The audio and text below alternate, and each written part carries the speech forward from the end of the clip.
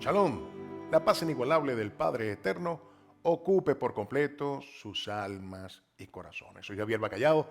Bienvenidos a Bexayit Ministries, Ministerios Casa Olivo, un ministerio del Padre Eterno para las familias del pueblo del Creador. Estaremos compartiendo la bendición del estudio de una porción de las Santas Escrituras, una parashá, como se le conoce en hebreo. Hemos concluido el primer libro de nuestras Biblias, el libro de Génesis, Bereshit en hebreo, al principio, con el cual el Creador nos ha obsequiado la bendición de la revelación del origen de toda su creación, cómo hizo todo para nuestro disfrute, bajo su instrucción. Esta palabra en hebreo se conoce como Torah.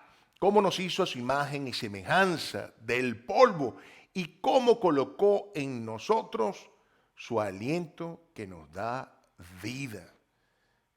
Su aliento, su palabra, que es la que realmente nos proporciona vida. Cómo todo lo hizo en 6 días y cómo nos obsequió en bendición un séptimo día de reposo. Palabra conocida en hebreo como Shabbat, ese día que nosotros conocemos como el día sábado en nuestros calendarios. Cómo nos dio todo árbol de frutos para nuestro provecho, para nuestro disfrute, y cómo nos limitó solamente a uno de ellos, como quedaría establecido en el libro de Génesis, en el capítulo 2, versículo 17. No comerás del árbol del conocimiento, porque el día que de él coma, morirás. Y es que entendemos después de poder apreciar en estas primeras palabras donde el Creador nos hace del polvo, no somos nada. Y que realmente lo que nos proporciona la vida son sus palabras. Entendemos que morir es precisamente no obedecer su instrucción, no atender su palabra. El Padre Eterno, el Creador, nos da libre albedrío, nos da libertad absoluta. Una sola restricción había colocado, una limitante, una instrucción clara y precisa, Torah en hebreo, y nos daba sus consecuencias. Lo vemos en Génesis capítulo 3, versículo 5, como la tentación, ese espacio de prueba, sin duda alguna, pues todo es creación del Todopoderoso y todo está bajo su gobierno y bajo su dominio. Como esa tentación simbolizada en la figura de una serpiente tentaría, provocaría la desobediencia en Adán y Eva. Como el hombre queriendo ser como el Creador Todopoderoso, sucumbe ante esa invitación de esa figura de la serpiente a tomar de ese fruto para ser igual que el Todopoderoso, extraviando la conexión por completo con el Creador. El libro de Job, en el capítulo 33, versículo 4, hace énfasis en ese aliento del Todopoderoso, en ese aliento que es lo que nos produce y nos sostiene con vida. Cómo su palabra, su instrucción, nos permite permanecer, nos permite estar seguros y en buen resguardo. Como lo refieren los escritos del apóstol Juan en el capítulo 1, versículo 3, todo fue hecho por el Creador. Él es la vida, Él es la luz. Su palabra, su instrucción, su Torah es nuestra luz y perfecta guía. Como el Creador nos revela en sus palabras, en sus devarim, palabra en hebreo que significa eso, sus palabras, la cual podemos ubicar en nuestras Biblias en el libro de Deuteronomio, en el capítulo 29, versículo 29, como el Creador nos hace mención que las cosas ocultas pertenecen al Todopoderoso. y que las reveladas son para nosotros y nuestros hijos, y que estas son para siempre, para que cumplamos todas y cada una de esas palabras, de esa ley, de esa instrucción del Creador, su Torah, como se conoce en hebreo.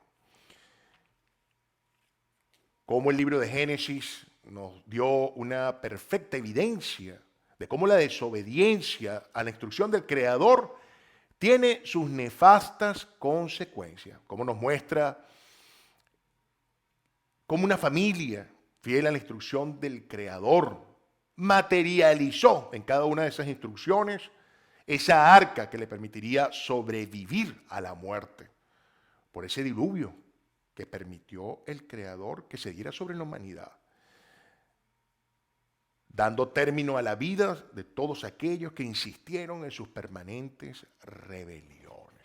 El libro de Génesis nos mostró cómo por medio de la descendencia de este fiel siervo del Creador, Noé, como de su primogénito, Shem, ese nombre que significa eso, nombre, renombre, como a través de este hijo se establecería la simiente del pueblo del Creador. Este hijo, quien siempre honró a su padre de una especial manera, obedeciéndolo en absolutamente todo, siendo su padre merecedor de ese trato justo, correcto, bueno que siempre le dispensó a este hijo, cuidando de su padre, atendiendo ese mandato del Creador de honrar permanentemente a nuestros progenitores, como eso lo hizo merecedor de una bendición especial por parte de su padre y del Creador. Honrarás a tus padres. Sin duda alguna, el atender ese mandamiento entre tantas otras disposiciones e instrucciones del Creador harían de Shem una persona de renombre, con una distinción. De él descendería Abraham, esa columna vertebral, ese pilar, esa base del pueblo del Creador. De Shem sería también la descendencia de nuestro Mesías. Esa palabra en hebreo, Shem, nombre, cuyo plural es Shemot, nombres en hebreo. Es el nombre de este precioso segundo libro de nuestras Biblias, que comenzaremos a estudiar. Este segundo libro de nuestras Biblias está identificado en ellas como el libro de Éxodo, y es porque en ellas se relata definitivamente la salida de nuestro pueblo, el pueblo del Creador, del imperio egipcio, donde vivían bajo la servidumbre del faraón. Shemot es el plural de Shem. Shem es nombre y Shemot significa nombre. Es esa porción de estudio que estaremos disfrutando en este momento, la cual inicia en este precioso libro de Éxodo, en el capítulo 1, versículo 1, al capítulo 6, versículo 1. Esta porción inicia así. Beele Shemot, y estos son los nombres. Bene Israel, de los hijos de Israel. Esta preciosa porción nos trae preciadas revelaciones, revelaciones con gran relevancia que le da el Creador a los nombres. Shemot en hebreo. Nos recuerda los nombres de esa base, de ese pilar, de esa simiente del pueblo del Creador. Nos recuerda su origen. Nos recuerda además esta preciosa porción de esa distinción de este nombre tan importante que sería el distintivo del pueblo del Creador, Israel, lo cual significa, palabra hebrea, la cual significa quien lucha con el Creador y prevalece en victoria. Y esto es lo que nos da el Creador cuando nos sujetamos y luchamos junto a Él. Esta preciosa porción también nos revela el único nombre, el Shem, de nuestro Creador, del Todopoderoso. Ese nombre con el cual se nos presenta, el cual su pueblo, el pueblo del Creador, de forma respetuosa, sostiene como Hashem, el nombre. Esta porción inicia mencionando los nombres, los Shemot, de toda esa descendencia de Jacob, toda esa descendencia de Israel que habitaron junto con él en la tierra de Egipto. En ese plan excelso, majestuoso del Creador, quien hizo posible que José, uno de los hijos menores de Jacob de Israel, con su amada esposa Raquel, ocupara el segundo puesto de mayor autoridad en ese imperio tan importante y tan destacado como lo fue el imperio egipcio. Cómo José se convertiría en la mano derecha, en esa autoridad designada por el faraón para atender todos los asuntos de su reino, lo cual le permitió a José favorecer a su familia, al pueblo del Creador, en tiempos de una gran escasez sobre la tierra. Una gran escasez que se presenta y que lleva a toda la familia de Jacob, que para ese momento eran 70 de sus descendientes los que estarían llegando a Egipto, al igual que llegaron muchísimas otras personas de diversas naciones a refugiarse en ese país, en esa nación que podía garantizarle suministro. Provisiones que estaban siendo administradas por ese hijo especial, José, ese hijo de Jacob, quien contó con esta bendición de poder prever estos tiempos a través de la gracia del Creador. La familia de Jacob, al igual que todos estos extranjeros que encontraron un lugar de refugio en Egipto, se convertirían en su salida después de estas manifestaciones de poder y de fuerza que vamos a estar disfrutando en este preciosísimo libro, en todo lo que sería el pueblo del Creador, Israel. Cómo estas personas, junto con el pueblo del Creador, terminaron laborando en este gran imperio, cómo estas personas, transcurrido 400 años, desde ese momento en que llegó Jacob con sus hijos, los cuales para este tiempo ya todos habían fallecido. Pasaron de ser de 70 miembros para convertirse en un gran pueblo, una cantidad muy numerosa de personas que formaban parte de este pueblo, que llegaron 170, llegaron siendo 70 y como nos refiere el capítulo 12, versículo 37 de este libro de Éxodo, llegaron a ser más de 600,000, nada más hombres que eran aptos para la guerra, o sea, hombres con una edad superior a los 20 años de edad. Cómo esta situación empieza a preocupar, a incomodar al faraón para ese momento, quien teme que esta gran cantidad de personas puedan tomar y destruir su imperio.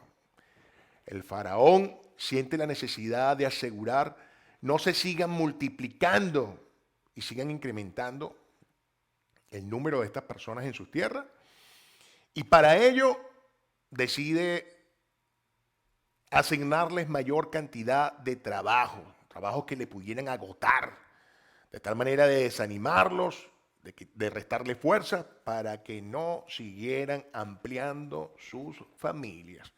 Estas acciones del faraón tienen un efecto contrario. El pueblo del Creador, mientras más actividades se le asignaban, más se multiplicaban y al multiplicarse ocupaban más territorio. El faraón, ante tal situación, para asegurar que no se siguieran multiplicando estos hebreos. Y aquí es importante hacer un alto. Esta distinción de hebreos. Esta palabra hebreo significa quien cruza. Quien cruza de Ur de los Caldeos, ese espacio de paganismo, a la tierra de la promesa. Esa persona que cruza de la desobediencia a la obediencia. Esa es la distinción que permanentemente se le da en estos espacios al pueblo del Creador. Es importante reseñar esto porque en muchas interpretaciones se pretende hacer creer que todo esto, todo este relato estuvo concentrado solamente en una porción del pueblo del Creador. Los descendientes de ese hijo, de ese cuarto hijo, de lo cual descendieron todas estas personas que se autodenominaron como judíos. Y esto no es así. Los judíos, los descendientes de Judá, son una fracción del pueblo del Creador. El pueblo del Creador es mucho más que esta fracción. Son estos 12 descendientes directos de Abraham, de Isaac y de Jacob.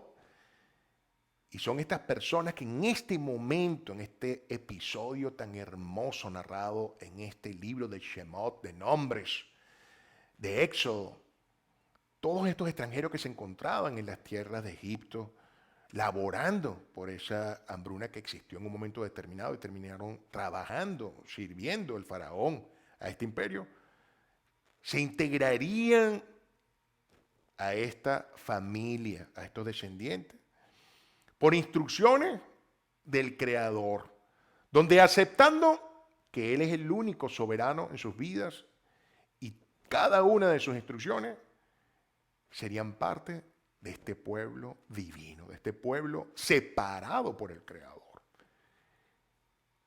Es importante entender que en estas Santas Escrituras se hace permanente reseña de esta comunidad como hebreos. Aquí vamos a ver cómo el faraón buscó como un medio alternativo llamar a las parteras, y dice las parteras hebreas, que asistían en sus partos a las mujeres hebreas, como lo vamos a ver en el capítulo 1, versículo 15.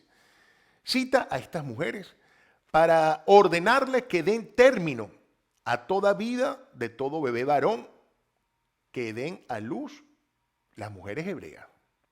Un mandato del faraón que por supuesto no atendieron estas mujeres parteras, y el faraón, percatándose de esa desobediencia, les trae en su presencia y les pregunta por qué no le han obedecido, y las parteras se justificaron indicándole que las mujeres hebreas no eran como las egipcias, que las mujeres hebreas eran mujeres fuertes, con una gran experticia, eran expertas en estos asuntos del parto, que cuando ellas llegaban ya habían dado a luz. El Creador, sin duda alguna, nos indican las Santas Escrituras que por esta acción de estas mujeres que asistían en los partos, las mujeres hebreas, las bendijo de gran manera a estas parteras por su fidelidad.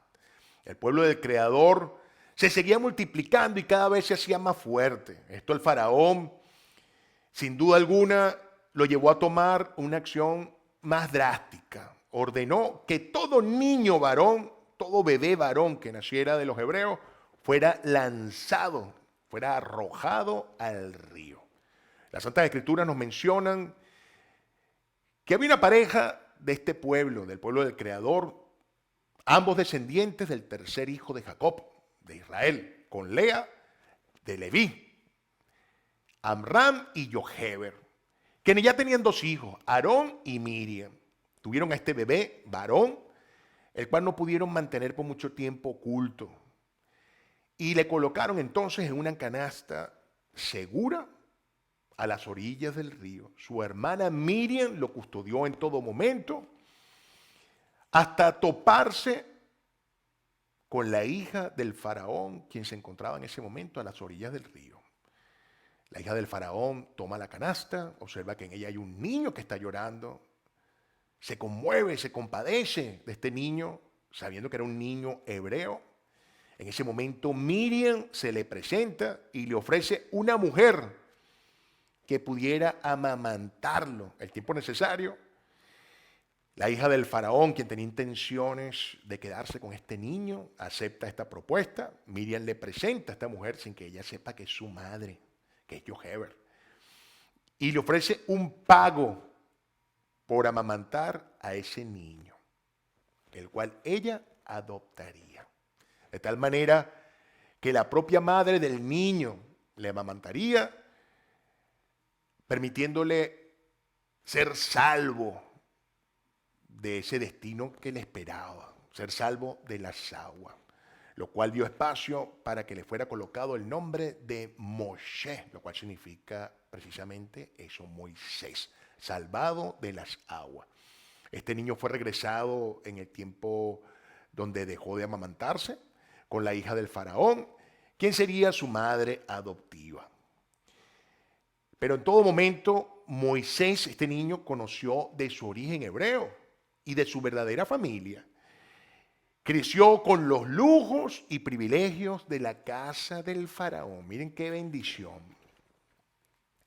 Siendo Moisés un hombre adulto, de 40 años de edad, como lo confirma el libro de Hechos, capítulo 7, versículo 23, observó cómo un egipcio sometía despiadadamente a un siervo hebreo, al cual golpeaba sin compasión alguna, y Moisés, reconociéndole como un miembro de su pueblo, detiene al egipcio y lo golpea, lo cual hace que este egipcio muera. Moisés, ante tal situación, le cubre con arena, esperando que nadie se haya dado cuenta. Al día siguiente, Moisés observa cómo dos hebreos estaban discutiendo y uno de ellos, de una forma abusiva, golpea al otro. Moisés le detiene al agresor y le reclama, le llama la atención, indicándole que cómo era posible que golpeara a su prójimo. Y aquí vemos que esa palabra prójimo está refiriéndose a su igual, a un miembro de su mismo pueblo, como lo vemos registrado en el capítulo 2, versículo 13 del libro de Éxodo. El agresor le responde a Moisés que él no tenía autoridad alguna para decirle lo que debía o no debía hacer.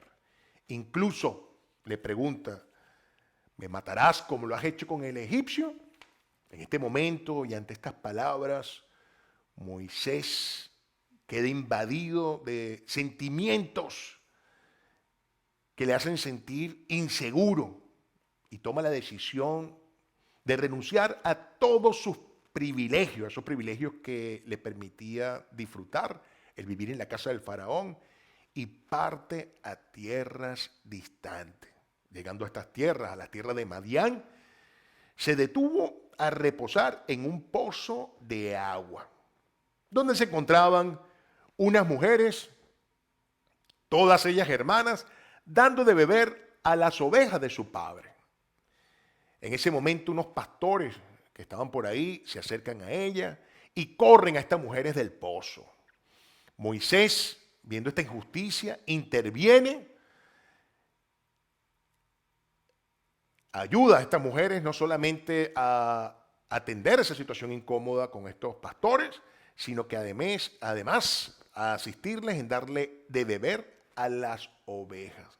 Estas mujeres llegan a casa de su padre, Yitro, le cuentan todo lo sucedido y Yitro, en agradecimiento, invita a Moisés a compartir alimento. Moisés permanece en esas tierras, se casa con una de las hijas de Yitro, con Séfora, y traen al mundo un hijo, el cual le pusieron como nombre Gersón. Pasado el tiempo, el faraón muere, el rigor sobre el pueblo del Creador se acrecenta con este nuevo faraón, el cual era mucho más despiadado con los hebreos. Moisés ya con 80 años de edad se encontraba cuidando las ovejas de su suegro Yitro en un tránsito por el desierto. Y aquí vemos cómo el Creador increíblemente permite que esos primeros 40 años de Moisés se formara en casa del faraón sin duda alguna con los mejores estudios que podían existir, familiarizándose con todo lo que era la cultura egipcia y cómo estos 40 años después que parte de la casa del faraón lo instruye como pastor de ovejas. Ese animal que está definido como un animal terco, testarudo, el cual él lleva en un tránsito y buscando que sea de forma segura para darle las provisiones a través del desierto. Vaya manera de preparar a este siervo, ¿no? Al llegar Moisés a la montaña de Joreb, esa montaña que está definida en la Santa Escritura como la montaña del Creador, al monte Sinaí, que es otra forma de describirla, de definirla, como lo vemos en el capítulo 3, versículo 1 de este precioso libro de Éxodo. La voz del Creador se hace presente en un arbusto, en una zarza, la cual estaba llena de llama, la cual no le consumía. Y la voz del Creador le dice, Moisés, Moisés. A lo cual Moisés responde, Hineni, heme aquí. Esa palabra presente en los siervos del Creador, en esa disposición de atender el llamado del Creador en disposición absoluta. Estas mismas palabras fueron las palabras que pronunció Abraham cuando fue llamado por el Creador a dar en sacrificio a su hijo. La respuesta fue así mismo, Hineni, heme aquí, Padre eterno, presto a servirte y a ser obediente. El Creador en este momento se presenta como ese todopoderoso de sus antepasados, Abraham, Isaac y Jacob, y le pide que se quite sus calzados, haciendo la reseña de que la tierra que está en este momento pisando Moisés es una tierra santa. Esta palabra santa, esa palabra santidad, es la palabra que define el estar apartado. Esa tierra estaba apartada por el Creador. El Creador le comunica a Moisés que su pueblo está sufriendo una gran aflicción bajo el servicio despiadado del faraón y que le encomienda la liberación de su pueblo para llevarle a la tierra prometida, a la tierra de sus antepasados, de Abraham, Isaac y Jacob, Israel. Moisés le manifiesta al Creador no sentirse apto para tal encomienda. El Creador le indica que siempre estará él acompañándole en todo momento y que le traería junto a su pueblo a esa montaña. Así quedaría registrado en el capítulo 13, versículo 12 de este hermosísimo libro de Éxodo. En ese momento Moisés pregunta al Creador su nombre para comunicar a su pueblo todo cuanto el Todopoderoso le ha encomendado. Y el Creador le indica cómo debía ser referido, cómo se debería ser mencionado, cuál sería su nombre, el nombre, Hashem en hebreo. Eso quedó reseñado en el capítulo 3, versículo 14, donde le dice que Él es, yo soy el que soy. En hebreo, Eye, Asher, Eye. Ese distinguido en el alefato, en el alfabeto hebreo, con esas 4 consonantes hebraicas, esa consonante, primeramente la Yod, la Hei, la Vav y la Hei. Yo, Hei, Da, Hei. Conocida como el tetragramatón en latín. Tetra de 4 y gramatón de letras. Es lo que fue traducido en el latín como la Y, la H, la V, lo que es la B chica, la B de Victoria y la H. Es el nombre que el Creador se dio a sí mismo. El nombre, en hebreo, Hashem. Como indica el capítulo 3, versículo 15 del libro de Éxodo, el Creador establece que ese es su nombre, el nombre Hashem, por siempre, y que éste debe ser sostenido en el tiempo a través de todas sus generaciones, de generación en generación, de tal manera que no solamente el Creador nos regala en este libro que lleva su nombre en hebreo, Shemot, Éxodo en nuestras Biblias, que significa nombre, no solamente nos deja ver la importancia de los nombres y cuál es la simiente, cuáles son los nombres que formarían parte de la base del pueblo del Creador, sino que también nos revela su nombre. No hay otro espacio en las Santas Escrituras donde el Creador haga esa distinción y nos deje ver de forma clara. No hay otro nombre, señores. El nombre del Creador es este, identificado y dado por Él mismo. El Creador da instrucción a Moisés de reunir a los ancianos de su pueblo y comunicar todo cuanto le ha dicho. Y junto a ellos dirigirse al faraón para solicitar le autorice a su pueblo a partir por 3 días al desierto a ofrecerle ofrendas. El Creador le anticipa todo cuanto sucederá con el faraón a Moisés. Le comunica de esa oposición que iba a sostener el faraón de forma permanente y cómo entonces en esa situación el Todopoderoso, el Creador, mostraría su completa fuerza y poder, que eso sería lo que le permitiría a su pueblo partir. Le comunica incluso a Moisés que todas las personas vecinas de su pueblo, cuando viesen la gracia del Creador sobre este pueblo, sobre los hebreos, le darían plata, oro y vestidos para todos sus hijos. Moisés le pregunta al Creador que cómo mostraría a su pueblo que la presencia del Creador estaba con él, que le acompañaba. El Creador provee de medios para manifestar Moisés su presencia ante su pueblo, que le permitiría señales a través de ese bastón con el cual Moisés llevaba a sus ovejas, que ese bastón sería convertido en una serpiente. Aquí vemos cómo el Creador puede hacer lo que Él quiera con su creación, como de un bastón que sirve para dirigir a sus ovejas, a su rebaño, puede convertirlo en esa figura que vimos en el libro de Génesis, haciendo de ese símbolo de prueba a su creación para probarles y tentarles, prueba que no fue superada.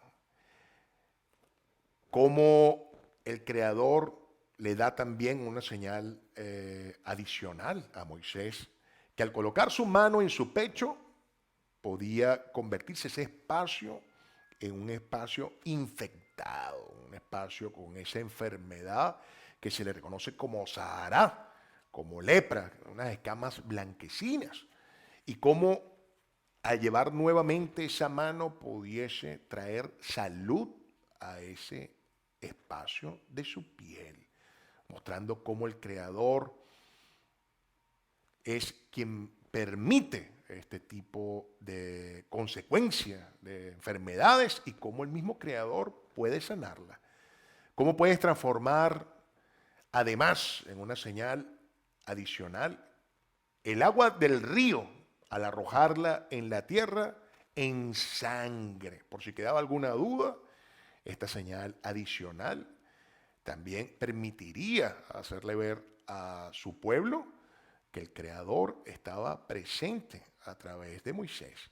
Moisés se sigue sintiendo incapacitado para tan gran encomienda, y le comunica, se lo hace saber al Creador, que se siente que no podrá expresarse de una forma correcta para llevar las palabras del Todopoderoso a su pueblo y al faraón. El Creador le recuerda quién es el artífice de todo ¿Quién hizo la boca? ¿Quién hizo los ojos? ¿Quién hace un mudo? ¿Quién hace un ciego? Que todo está en manos del Creador. Moisés, lleno de inseguridad, insiste el Creador en este sentimiento de sus limitantes. El Creador le indica que siempre estaría en cada una de sus palabras y que incluso Aarón, su hermano, le acompañaría para asistirle. Todo bajo su instrucción. Recordamos que esa palabra instrucción en hebreo es Torah. Esa instrucción y perfecta guía del Creador que le permitiría liberar a su pueblo y llevarles a la tierra de la promesa.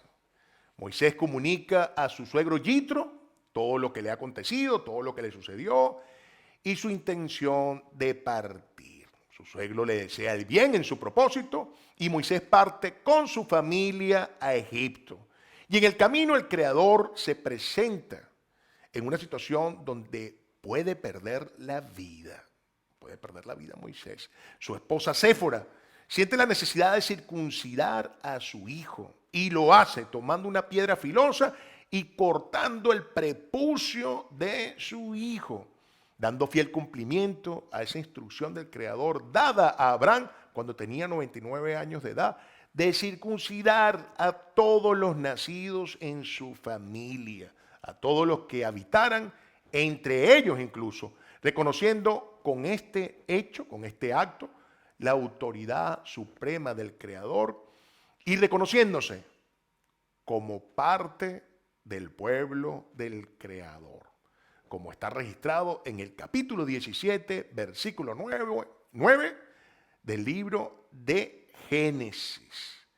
De esta manera, Moisés continúa su viaje, se encuentra con su hermano Aarón, comparten todo lo sucedido y se presentan entonces a los ancianos y a su pueblo. El capítulo 4, versículo 31 del libro de Éxodo da referencia que Moisés y Aarón mostraron todas esas señales que les permitió el Creador para mostrar que les acompañaba y el pueblo creyó. Se dirigieron entonces al faraón dando detalle absoluto de todo lo indicado por el Creador y el faraón desconoció por completo la autoridad y todo cuanto le había solicitado Moisés y Aarón en nombre del Todopoderoso de los hebreos. Se negó rotundamente a la petición. El faraón, molesto con lo que estaba sucediendo, ordena incrementar más el trabajo a los hebreos para evitar tiempo ocioso donde ellos pensaran hacerles ofrenda a su Todopoderoso. Los hebreos encargados de dirigir y supervisar el trabajo de su pueblo se acercaron al faraón para suplicarle tuviera consideraciones, pues era extremo el rigor de las nuevas asignaciones que tenía sobre ellos. Era extremo el incremento de ese trabajo que le había asignado. Y les hace saber que su decisión no cambiará. El faraón no solamente no cambió su postura, sino que además les incrementó más el trabajo y les hizo saber que el responsable de todo eso era Moisés y su hermano Aarón. El pueblo del Creador se dirige a Moisés y Aarón reclamándole por todo lo sucedido, responsabilizándolos de ese aborrecimiento del faraón que ahora era mayor y de cómo esa sobrecarga de trabajos, de labores, acabarían con sus vidas. Moisés, completamente afligido, se dirige al Creador, lamentando todo lo que estaba sucediendo, llegando a dudar incluso de haber obedecido la instrucción, la Torah, como se dice en hebreo, indicada por el Creador. Y es en ese momento donde el Creador le dice a Moisés: espérate, porque ahora vas a presenciar todo el poder y la fuerza del Todopoderoso de Israel sobre el faraón. Y verás cómo entonces le permitirá a mi pueblo partir. Y con estas líneas concluye esta hermosa porción tan reveladora de las Santas Escrituras en el libro de Shemot, de nombres, de Éxodo. Y antes de concluir, quisiera compartir un salmo hermosísimo, el salmo, parte de ese salmo, del Salmo 147, que hace mención precisamente a la importancia del nombre, de los nombres Shemot, del Creador para con cada uno de los miembros de su pueblo. Y leemos así en hebreo: Moné mispar la kohabim lehulán Shemot. Yikra gadol Adoneinu berab koak libunato en mispar. Este salmo nos refiere que el Creador va a agrupar a todos los dispersos de su pueblo, nos va a agrupar nuevamente a todos los que somos parte de su pueblo Israel. Y nos hace mención que Él cuenta el número de estrellas y que a todas les ha dado nombre. La kohabim lehulán Shemot. A todas les ha dado nombre. Grande es el Creador, Gadol Adoneinu, y de mucho poder, y su entendimiento es infinito. Y aquí vemos el amor inmenso del Creador, su perfección, su sabiduría, su entendimiento, que es infinito, hacia todos los que somos miembros del pueblo del Creador. No somos una religión, somos una relación. En ningún espacio de las Santas Escrituras se observa que el Creador tuvo intención alguna de hacer tantas distinciones que hoy día existen en tantas denominaciones de cultos, sectas, religiones, que Él estableció un solo pueblo, que pudimos disfrutar en el libro de Génesis. ¿Cuál fue su simiente?